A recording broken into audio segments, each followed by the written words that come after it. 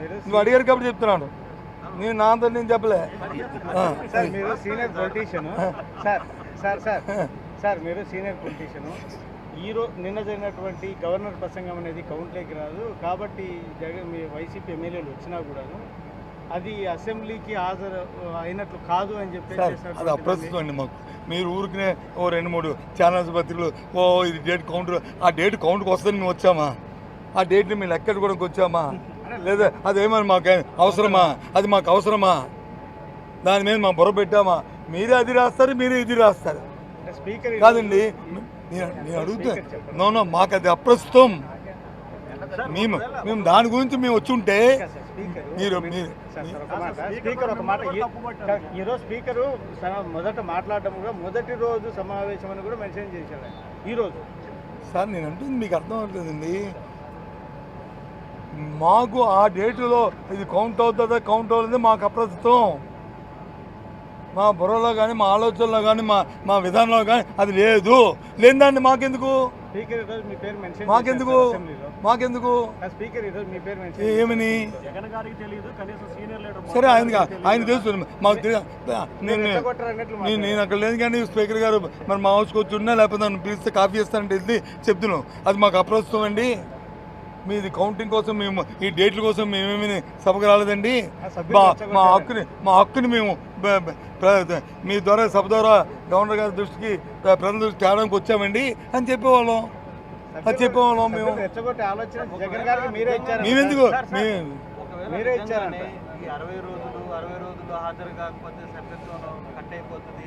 ఒకవేళ నిజంగానే మీ ఎమ్మెల్యేలు రాకుండా అదే యాంగిల్లో కానీ కట్ అయితే మీరు బై ఎలక్షన్ పడడానికి సిద్ధంగా ఉన్నారా? సరే అది కాదండి, ఎంత అమాయకమైన ప్రశ్నలు వేస్తారండి. మాది రాజకీయ పార్టీ అండి.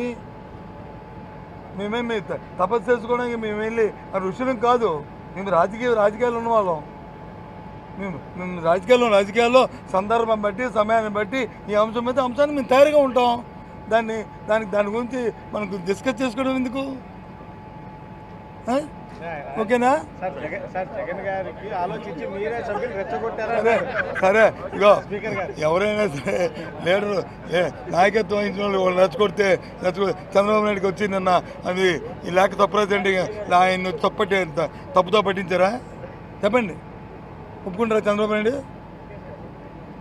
నిన్న లేఖ రాసింది సీఎంఓ, ఆయన తప్పుతో పట్టించారా?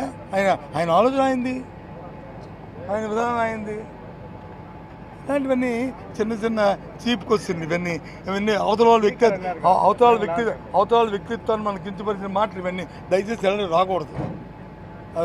ఎవరైనా సరే వాళ్ళ వ్యక్తిత్వాన్ని పెంచే మాటలు మాట్లాడాలి తప్ప వ్యక్తిత్వాన్ని దించే మాటలు మనం మాట్లాడదు. ఎవరైనా నాయకత్వం వహించిన వాళ్ళకి ఒకరు సలహా ఇవ్వడం ఏంటండి? ఆ సలహా ఇస్తే నాయకే కాదు, నాయకత్వం ఉన్నది సెల్ఫ్ కాన్ఫిడెన్స్తోనే సెలబ్రేషన్తోనే ఎప్పుడూ ఉంటాయి. ఏ రాజకీయ పార్టీని ఉండాలని నా డిమాండ్, నా కోరిక.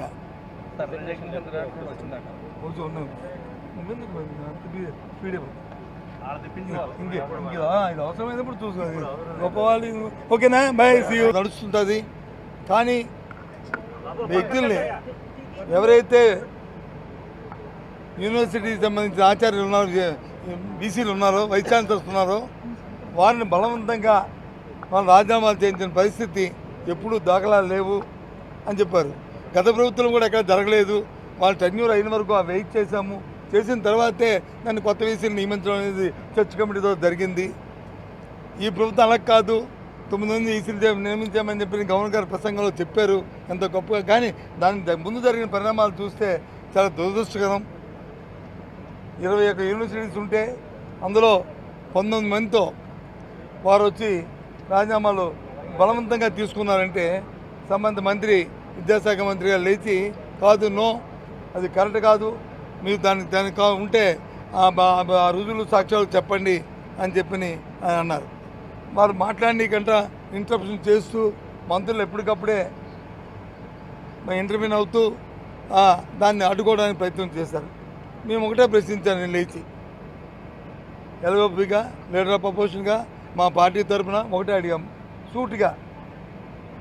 ఇవాళ జరుగుతున్న డిస్కషన్లో సూటిగా చెప్తున్నాం, వాళ్ళు ఇచ్చిన రాజీనామా లేఖల్లో ఎవరైతే వైస్ ఛాన్సలర్స్ ఉన్నారో వాళ్ళు ఇచ్చిన రాజీనామా లేఖల్లో మాకు